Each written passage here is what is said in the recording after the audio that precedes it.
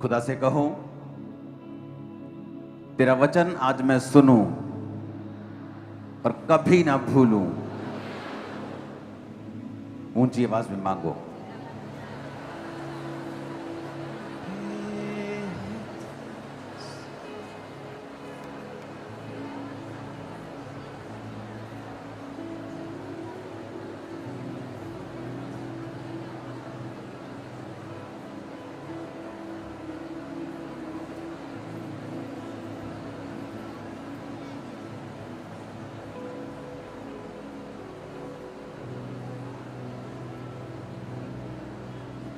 प्रभु यीशु मसीह के सामर्थी नाम में हम मांगते हैं। अपने घुटनों के भार आकर पवित्र वचन को उठाओ और कहो, जो आज मैं सुनूंगा मैं उसको मानकर उसका प्रचार भी करूंगा।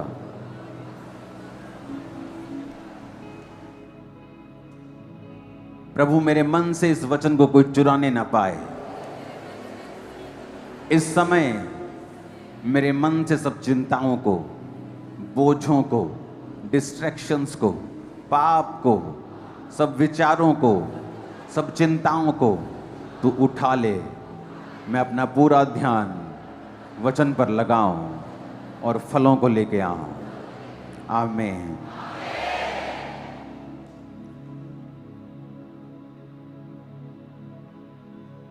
अपनी बाइबल को खोलेंगे सब जन।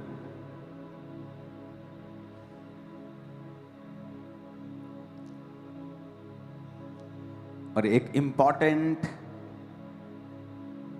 मैसेज जो खुदावंद ने आपके लिए दिया है, हम उसे सुनेंगे।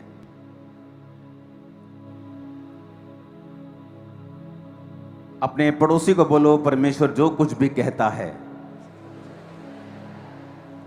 उसमें परमेश्वर का फायदा नहीं, तुम्हारा ही फायदा है। फिर से बोलो अपने पड़ोसी को।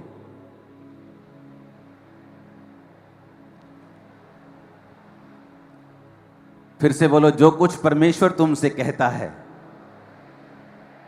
वो अपने लालच के लिए नहीं कहता, उसमें तुम्हारा ही फायदा है। आमीन। वचन जो आज आप पढ़ेंगे वो है मत्ती 5 उसकी 10 से 14 आयत, यूहन्ना 15 उसकी 18 से 20 आयत, मत्ती 13 उसकी 21 आयत, प्रेरितों के काम 8 उसकी 1 से 4 आयत, प्रेरितों के काम 5 उसकी 41 आयत, पहला पत्रस 4 उसकी 12 आयत, दूसरा तीमुथियुस 3 उसकी 12 आयत, प्रेरितों के काम 4 उसकी 29 से 31 आयत।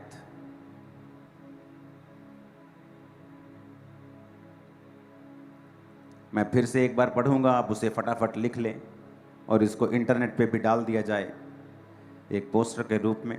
मत्ती 5 उसकी 10 से 14, यूहन्ना 15 उसकी 18 से 20, मत्ती 13 उसकी 21 आयत, प्रेरितों के काम 8 उसकी 1 से 4,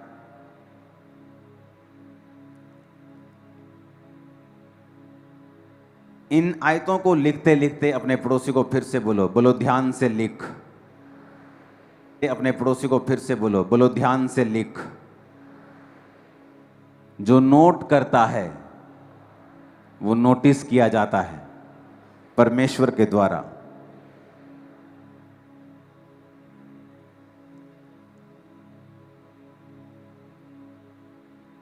परमेश्वर की सारी आशीषें वचन के पीछे छुपी हैं, सारी ब्लेसिंग्स। और जैसे जैसे मेरे जीवन के दिन बीतते जा रहे हैं और मैं एक्सपीरियंस करता जा रहा हूं, वैसे वैसे मेरा विश्वास और दृढ़ होता जा रहा है डे बाय डे। क्यों? क्योंकि मैं वर्ड को पूरा होते हुए देख रहा हूं, अपने जीवन में भी, अपने जीवन में भी और उनके जीवन में भी जो वचन को मान रहे हैं।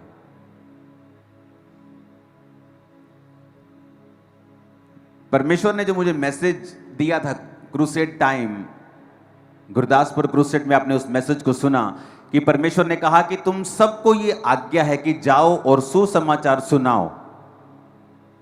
और ये 1-2 साल पहले की बात है जब परमेश्वर ने मेरे हृदय में ये मैसेज डाला था पुराने नियम से कि उसने अपने याजकों को बेस्ट दाख रस, बेस्ट तेल देने का कमांड किया था, वायदा किया था कि मेरे याजकों को बेस्ट चीजें मिलेंगी। ये एक प्रतिबिंब था, ये एक आने वाले समय का एक मैसेज था कि जो लोग मेरी सेवा करेंगे उनकी लाइफ में मैं जो ब्लेसिंग्स दूंगा वो बेस्ट होंगी।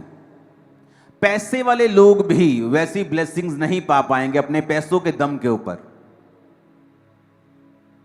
आज इस कलीसिया में मैं 1-2 नहीं सैकड़ों शादियों को जानता हूं जो उनके पैसे की वजह से नहीं, परमेश्वर की वजह से उनको अच्छे पार्टनर्स, अच्छी पार्टनर्स मिली हैं। और दुनिया में आप न्यूज़ सुन रहे हैं, करोड़ों रुपए के मालिक हैं, एक लौता बेटा है, फिर भी लड़कियां उन्हें मार रही हैं। और यंग जनरेशन जो आने वाली है उनका मैरिज के ऊपर से विश्वास उठता जा रहा है। मैरिज बुरी नहीं है, लेकिन आज मैं आपको बताता हूं, मैंने ऐसी कई टेस्टिमनीज इस हफ्ते सुनी हैं।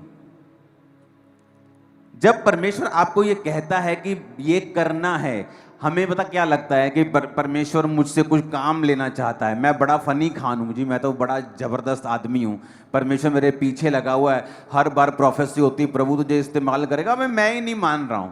हम बड़े बड़े बनने की कोशिश करते हैं, लेकिन हमें यह नहीं पता कि हम बेवकूफ हैं इस मामले में।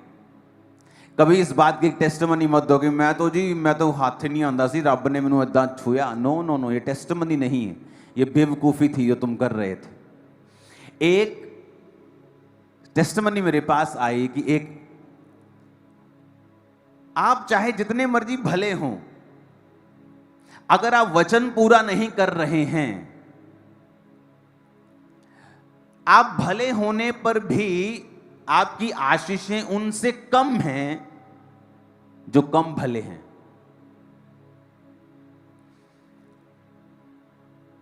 थर्सडे मैंने बताया था कि परमेश्वर ने 1999 में 1999 में दुनिया का सबसे बड़ा पेंटिकोस्टल स्ट्रक्चर, पेंटिकोस्टल चर्च जो नाइजीरिया में बनी थी, वो सबसे गरीब देश में परमेश्वर ने क्यों चुना बनाना? क्योंकि उस पास्टर की गवाही थी कि वो अपने टाइथ को भूलता नहीं था जब वो गरीब था, और चर्च का और पर्सनल टाइथ वो निकालता था और निकालता था और निकालता था, और परमेश्वर ने उस गरीब देश में भी सबसे बड़ी चर्च को खड़ा कर दिया। आज वही चर्च दुनिया का सबसे बड़ा स्टेडियम बना रही है, जो दुनिया के सबसे बड़े स्टेडियम, इंडिया के सबसे बड़े स्टेडियम से दुगना। क्यों? परमेश्वर साबित करता है कि अगर तुम मेरे वचन को पूरा करोगे, कोई मायने नहीं रखता तुम्हारा देश कौन सा है, जाति कौन सी है, परिवार कौन सा है, बैकग्राउंड कौन सा है, मैं तुम्हें किसी भी रीति से कहीं से भी इतना आशीषित कर सकता हूं जितना अमीर देशों में उतने बड़े चर्च नहीं बने जितना गरीब देश में बन गया। अमेरिका में भी बहुत बड़े बड़े चर्चेस हैं, लेकिन बात यह थी कि किसी व्यक्ति ने फैसला किया कि मैं परमेश्वर के वर्ड के ऊपर चलूंगा, और परमेश्वर को ऐसे व्यक्ति चाहिए जो वचन के ऊपर स्टैंड लेने वाले हों, और परमेश्वर उन व्यक्तियों को दूसरों को दिखा सके कि देखो इस व्यक्ति ने मेरा वचन पूरा किया, और देखो मैंने इसके जीवन में असंभव काम किया है। आज उस सबसे बड़े गरीब देश में, आज भी उस देश में आप चले जाओ, आपको 1950 वाली फीलिंग आएगी। आपको आप मेन रोड पे चले जाओ, आपको टूटी हुई दुकानें, मोस्टली 90% 80% आपको टूटी हुई दुकानें, गली हुई लोहे की छतें, टीनें आपको मिलेंगी ऑलमोस्ट एवरी शॉप। यहां तक कि वहां के जो आपको बड़े बड़े क्या बोलते हैं, पेट्रोल पंप रास्ते में मिलेंगे, वो भी खस्ता हालत में मिलेंगे। लेकिन वहां पर एक व्यक्ति वर्ड पूरा कर रहा है और बहुत से लोग उस गवाही से इनकरेज हुए। जब ये चर्च ओपन हुई थी तो लोगों ने और पास्टर्स ने कहा था, तुमने गलत जगह पे चर्च ओपन की है, ना तो उस गांव में कोई क्रिश्चियन है और तुमने शहर के इतनी बाहर चर्च ले ली है, जलंधर के इतनी बाहर है ये कि लोग आ ही नहीं पाएंगे वहां पे। और यहां अब मुंबई से भी लोग फ्लाइट पकड़ के संडे आ जाते हैं, कोई फ्रांस से आ जाता है, कोई इंग्लैंड से आ रहा है, कोई यूएसए से आ रहा है, कोई कनाडा से बैठा हुआ है। बात यह है कि तुम लोग वचन को कितना अपने जीवन में लेते हो। अब परमेश्वर ने कहा सेवा कर। लोगों को क्या लगता है कि परमेश्वर अपना राज्य फैलाना चाहता है, इसलिए वो हमें कह रहा है कि जाओ सेवा करो। हम सोचते हैं कि इसमें परमेश्वर की कोई भलाई है। भाई साहब, परमेश्वर की कोई भलाई नहीं है। चाहे 10 लाख या 10 करोड़ या 100 करोड़ लोग स्वर्ग जाएं, उसने तो बना दिया है स्वर्ग और नरक। अब किसको कितने कहां जाना है ये हम पे निर्भर करता है। तुम स्वर्ग नहीं जाओगे तो स्वर्ग हिलने वाला नहीं है बिल्कुल भी, तुम्हें मिस करने वाला नहीं है। उसने तुम्हें वचन दे दिया है, तुम्हारे लिए जान दे दी है। अब ये हमारा फैसला है। एक टेस्टिमनी में मुझे आई कि एक व्यक्ति जब इस सेवकाई में आकर उसने सब चीजों को देखा और उसने सेवकाई के सब फलों को देखा, और उसका बेटा जो था वो इनकरेज नहीं था सेवा के लिए वो इतना। और जब वो सेवा को देखकर जाके बोला कि मैं भी अब सेवा करूंगा, परमेश्वर ने उसके रास्तों को खोला और जो डिले स्पिरिट थी उसे खत्म किया और उसकी जिंदगी में बहुत बड़ा एक काम हुआ जैसे ही वो यहां से गया। सुनो मेरी बात, मैं सब टेस्टिमनी को खुल के नहीं दे सकता हूं, लेकिन आपको समझना पड़ेगा। आप भले हो सकते हैं, आपके माता पिता भले हैं, प्रभु में पवित्रताई में हैं, लेकिन अगर आप वर्ड पूरा नहीं कर रहे हैं और झिझक रहे हैं, कंफर्ट से बाहर नहीं आ पा रहे हैं, तो उसमें क्या होता है, हम ही डिले होते हैं। जब लोग इस सेवकाई में आए और उन्होंने सेवकाई की बरकतों को देखा कि परमेश्वर जो अफ्रीका में करता था, जो अमेरिका में करता था, वो आपकी सेवकाई में बढ़ के हो रहा है उससे भी। लेकिन कैसे हो रहा है हम नहीं जानते, लेकिन ब्रदर ये आपके जीवन में जो हो रहा है ना, ये अद्भुत हो रहा है। ये कैसे हो रहा है? मैं शुरू से ही इस बात में दो मन नहीं रहा हूं कि मुझे परमेश्वर की सेवा करनी है कि नहीं करनी। जब मैं 6 मंथ का विश्वासी था और अभी तक अपने डिप्रेशन से भी बाहर नहीं आया था पूरी तरह से, हालांकि वो बढ़ गया था और नशा छोड़ चुका था, पाप छोड़ चुका था, हीलिंग मैंने अभी रिसीव नहीं की थी, डिलीवरेंस रिसीव नहीं की थी, दुष्ट आत्मा से आजाद हो गया था, लेकिन फिर भी अभी शैतान के अटैक कभी कभी वो आता था करने के लिए। और 6 महीने का विश्वासी होने के बावजूद मैं सेवा में आ गया था, लोगों पे प्रार्थना करता था, प्रीच करता था, काउंसलिंग करता था लोगों की। और वही पैटर्न शुरू से मेरी लाइफ में मैंने फॉलो किया है। मैं अपने बिजनेस में हूं तब भी सेवा कर रहा हूं, मैं किसी से मिल रहा हूं तो प्रचार कर रहा हूं, किसी से मिल रहा हूं, किसी रिश्तेदार को मिल रहा हूं, उसे अच्छा लगे ना लगे, मैं यीशु मसीह के बारे में बता रहा हूं और प्रचार कर रहा हूं। मैंने कभी भी ये नहीं सोचा कि लोग मेरे बारे में क्या सोचेंगे या लोग ये क्या कहेंगे, कि हर वक्त यीशु मसीह की बात करता रहता है। आप जब लोगों में बैठते हैं तो रेयरली मैंने देखा है लोगों को यीशु मसीह की बात करते हैं। इधर की बात करेंगे, उधर की बात करेंगे, देश की बात करेंगे, पॉलिटिक्स की बात करेंगे, इकोनॉमी की बात करेंगे, लेकिन जीसस की बात नहीं करेंगे। और इसीलिए मैंने नोटिस किया है कि मेरी लाइफ में जो ब्लेसिंग्स लोगों को 60 साल में नहीं मिलती हैं, वो मेरी लाइफ में अभी से हैं। वो सेवकाई अभी से है। और इमेजिन करो अगर अभी हमने वो पैटर्न फॉलो करके यहां पहुंचे हैं तो फ्यूचर कहां होगा। Too glorious. जो लोग बेचारे देख नहीं पा रहे, उनकी आंखें चुंधिया रही हैं, वो तो अंधे हो जाएंगे फ्यूचर में। जो देखने वाले हैं वो, उनकी तो आंखें बंद हो जाएंगी, क्योंकि ये परमेश्वर का प्लान है आप लोगों के लिए। जब आप फैसला करते हैं कि मैं सेवा करूंगा, जो ब्लेसिंग आपको 15 साल बाद मिलने वाली है, जो डिले में है, परमेश्वर उसको जल्दी और बेस्ट आपकी लाइफ में भेजना शुरू करता है। हमें लगता है कि परमेश्वर हमें चुन रहा है, पता नहीं इसमें परमेश्वर को कितना का फायदा है। मैंने आज 10,000 टाइथ बोया है, पता नहीं आज कितने के चर्च में फायदे हो जाएंगे। इसमें हमारा फायदा है, आपका फायदा है, मेरा। अगर मैं आज मैंने लाखों रुपए के सीड को मैं सोच के आया हूं बोने के लिए, उसमें परमेश्वर का फायदा नहीं है, उसमें मेरा फायदा है। वो मेरे रास्तों को ओपन कर रहा है, वो मेरी लाइफ में ग्रेस को बढ़ा रहा है, वो मुझे वो आशीष दे रहा है जिसके मैं काबिल नहीं हूं। जो आज मेरी जिंदगी में है, जो आशीषें हैं, जो सेवकाई परिवार कुछ भी है, मैं उसके काबिल नहीं हूं। नेचुरली अगर प्रभु को मुझसे दूर कर दिया जाए तो मैं उन चीजों के काबिल नहीं हूं। लेकिन उस सेवा के कारण और उस वर्ड के कारण जो मैंने फॉलो किया है, और उस वचन के कारण जो बाइबल में लिखा है, मैंने उस वचन को फॉलो किया है।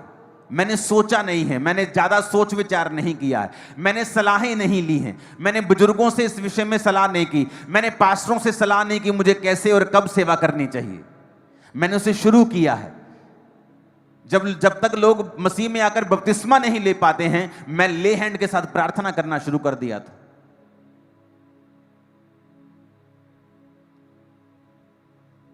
हालेलुया। ऊंची आवाज में कहो हालेलुया।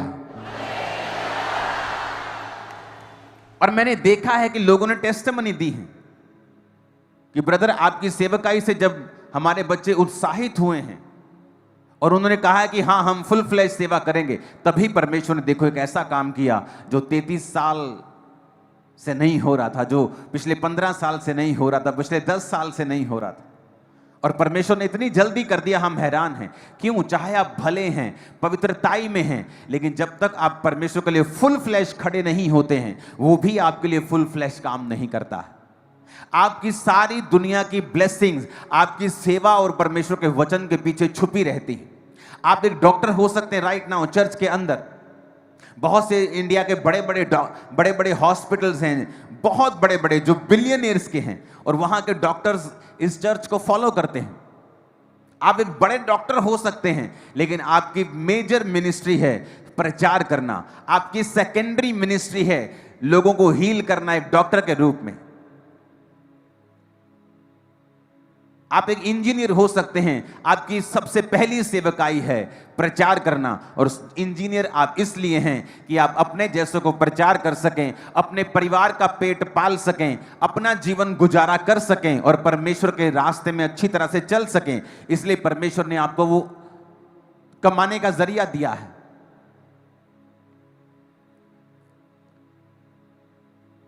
जब मैं मसीह में बड़ा हो रहा था तो इतनी बातें नहीं जानता था। तो मेरे साथ एक औरत थी जो सेवा करती थी, और जब वो सेवा करती थी तो एक बात बोलती थी कि मैं अपनी कुड़ी नू सेवा च नहीं पाना। तब मुझे इतनी समझ नहीं थी, क्योंकि उसे सेवकाई में दुख नजर आते थे, परसिक्यूशन थी, प्रॉब्लम्स थी। लेकिन कई बार कुछ दुख ऐसे होते हैं जो सेवा के कारण नहीं होते, बल्कि सेवा को अच्छी तरह से ना करने के कारण, और इमेच्योरिटी, जो आत्मा में हम मैच्योर नहीं होते, संपूर्ण नहीं होते, और हम सीखते हैं और गलतियां करते हैं। कई बार वो इन वजहों से हमारी जिंदगी में होती हैं, और जब वो इन वजहों से होती हैं, हम अगली जनरेशन पर भी वो कर्स रिलीज कर देते हैं कि नहीं नहीं, मैं अपने बच्चे को सेवा में नहीं डालूंगा।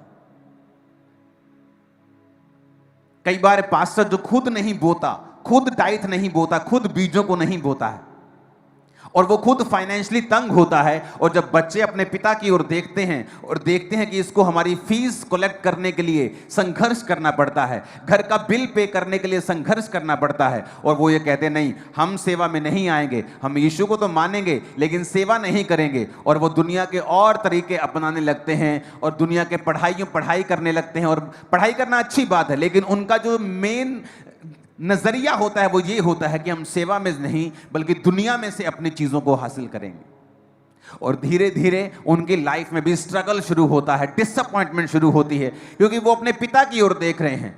उन्हें अपने पिता की ओर नहीं देखना, सबसे पहले चाहे वो मेरे बच्चे हों या आपके हों या उनके हों, उनको अपने ऊपर वाले पिता की ओर देखना है कि वो क्या कहता है। आमीन। क्योंकि वो सबसे प्रथम है। जब वो ऊपर पिता की ओर देखेंगे और वो देखेंगे कि पिता ऊपर वाला ये कह रहा है कि जा और मेरी सेवा कर, जा और जब जातियों को चेला बना, जा और सब जातियों को बता, मानना सिखा उन आज्ञाओं को जो शुरू से लेके अंत तक मैंने तुम्हें मानना सिखाई हैं। सब जातियों को चेला बनाकर बाप बेटा पवित्र आत्मा के नाम में उन्हें बैप्टाइज कर। अब अगर वो स्वर्गीय पिता की आवाज को सुनेंगे तो उन्हें मालूम होगा कि परमेश्वर ने हमें काम के लिए बुलाया है। और वो औरत जब बोलती थी मैं अपनी बेटी को सेवकाई में नहीं डालूंगी, हां मेरा बेटा सेवा करेगा। जब बेटी बड़ी हुई, उसकी शादी हुई, बहुत सुंदर लड़की, अच्छी लड़की, डाइवोर्स हो गया।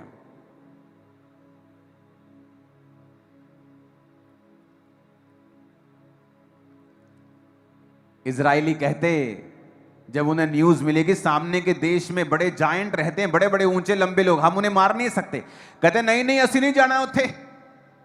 देखो ये देखो भेदिए क्या लेके आए हैं, भेद कि वहां पे तो जायंट रहते हैं, हमने अपने बच्चे मरवाने।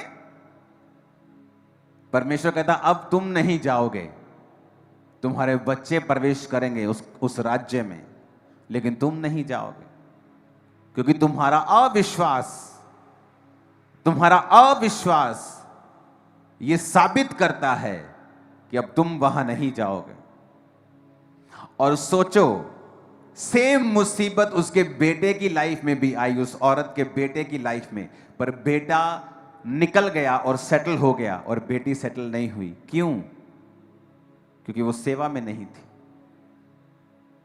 सेम मुसीबत भाई बहनों पे आई, मैरिज प्रॉब्लम।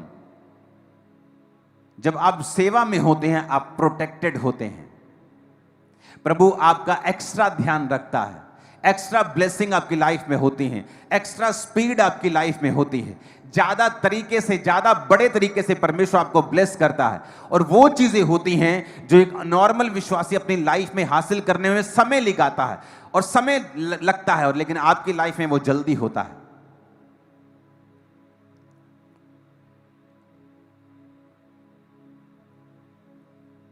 और मैंने जब जैसे जैसे जीवन में बिताता जा रहा हूं, मुझे परमेश्वर का वचन और दृढ़ लगता जा रहा है कि तुम्हारे कन्फेशन से ही, कि तुम 15 साल से, 10 साल से, 12 साल से, 8 साल से एक चीज का इंतजार कर रहे हो, लेकिन जैसे ही तुमने कन्फेस किया और जैसे ही अपने मन को परमेश्वर की सेवा की ओर लगाया, परमेश्वर ने उसी रात रास्ता खोल दिया और दिखाया, देख तूने सही डिसीजन लिया, अभी हेवन खुल गया, सोच जब तू करेगा तो क्या होगा, जब तू करेगा तो फिर क्या होगा, सोच, इमेजिन कर। हालेलुया।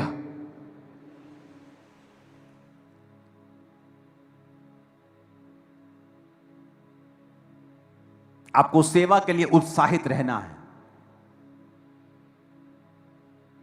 बाइबल कहती है, जब हम परमेश्वर के वचन को पढ़ते हैं, पहला पतरस 4 उसकी 12 और दूसरा तीमुथियुस 3 उसकी 12, इन दोनों वचनों को पहले हम दूसरा तीमुथियुस पढ़ते हैं। पर जितने मसीह यीशु में भक्ति के साथ जीवन बिताना चाहते हैं वो सब सताए जाएंगे।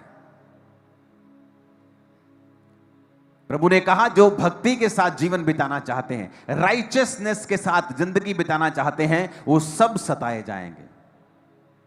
बाइबल में एक ही दुख है जो वायदा करता है प्रभु कि तुम्हें मिलेगा अगर तुम मुझ में सही चलोगे।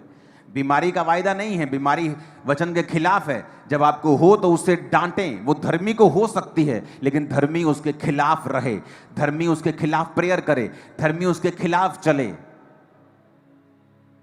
हर तरह से, डाइट से, प्रार्थना से, हर तरह से उसको फाइट करे। लेकिन वचन कहता है मत्ती 5 उसकी 10 और 14 आयत, 10 से 14 आयत में कहता, धन्य हैं वो जो धार्मिकता के कारण सताए जाते हैं, क्योंकि स्वर्ग का राज्य उन्हीं का है। धन्य हो तुम जब मनुष्य मेरे कारण तुम्हारी निंदा करे, सताए और झूठ बोलकर तुम्हारे विरोध में सब प्रकार की बुरी बात कहे, तब आनंदित और मगन होना। परसिक्यूशन एक ऐसा दुख जिसका वायदा किया गया है कि परमेश्वर कहता वो उनकी जिंदगी में आएगी जो लोग अच्छी तरह से भक्ति के साथ जीवन बिताएंगे और राइचियसनेस में होंगे, ये उनके जीवन में होगी। उसने कहा जब प्रेरितों के काम में 120 लोगों के ऊपर पवित्र आत्मा उतरा, और पवित्र आत्मा उतरने के बाद जब लोगों में काम होने लगा, प्रचार होने लगा, एक एक दिन में 3-3 हजार लोग बपतिस्मा लेने लगे, हजारों लोग परमेश्वर में आने लगे, तो वहां पे परसिक्यूशन शुरू हुआ। लोगों को लगा लो जी, परमेश्वर ने काम करना शुरू किया था, शैतान ने काम कर दिया। वो शैतान ने नहीं किया, वो चेले वहीं रह जाते और यरूशलेम में ही रहते, और दुनिया तक मैसेज जाता कि यरूशलेम में कोई चेले हैं, उनके पास कोई मैसेज है, वो चंगा करते हैं। तो कुछ कुछ लोग जो जा सकते, जो एक्सपेंस कर सकते हैं ट्रेवल का, वही लोग जाते और वहां चंगे होते और परमेश्वर के सुसमाचार को ग्रहण करते, जबकि ये सही तरीका नहीं था। और वो कंफर्टेबल थे वहां पे प्रचार करने के लिए, और सब काम दिन रात चल रहा था। परमेश्वर ने आइडिया निकाला और उस चर्च को सताना शुरू किया। जब चर्च को सताया गया और चर्च के लोग भागे, जब वो भागे तो वचन कहता है वो जहां जहां भागे, वो जहां जहां गए, वहां वहां सुसमाचार सुनाते फिरे। और आज तुर्की से लेके, यूरोप से लेके, उसी यूरोप से ऑस्ट्रेलिया में लोग गए, उसी यूरोप से न्यूजीलैंड में गए, उसी यूरोप से अमेरिका में गए, उसी यूरोप से कनाडा में गए, उसी यूरोप से बाकी कई देशों में गए, और सब जगह आज क्रिश्चियनिटी नंबर 1 पे है। लोग क्रिश्चियन हो चुके हैं।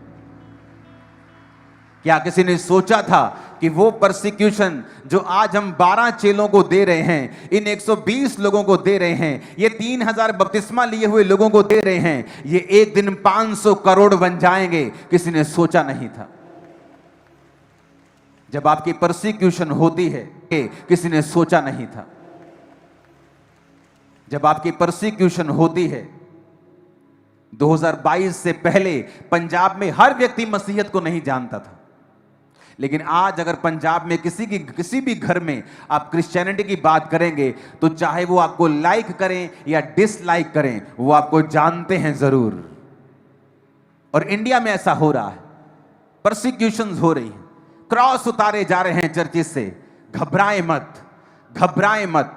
एक एक कोना, एक एक गली यीशु के सुसमाचार से गूंज उठेगी फ्यूचर।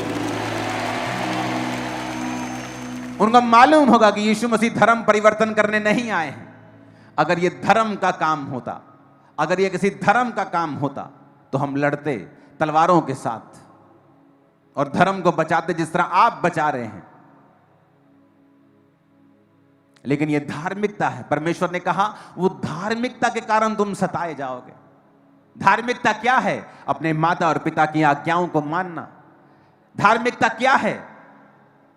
शराब ना पीना और एक धर्मी जीवन जीना, चोरी ना करना, हत्या ना करना, व्यभिचार ना करना, अपनी पत्नी से, अपने पति से वफा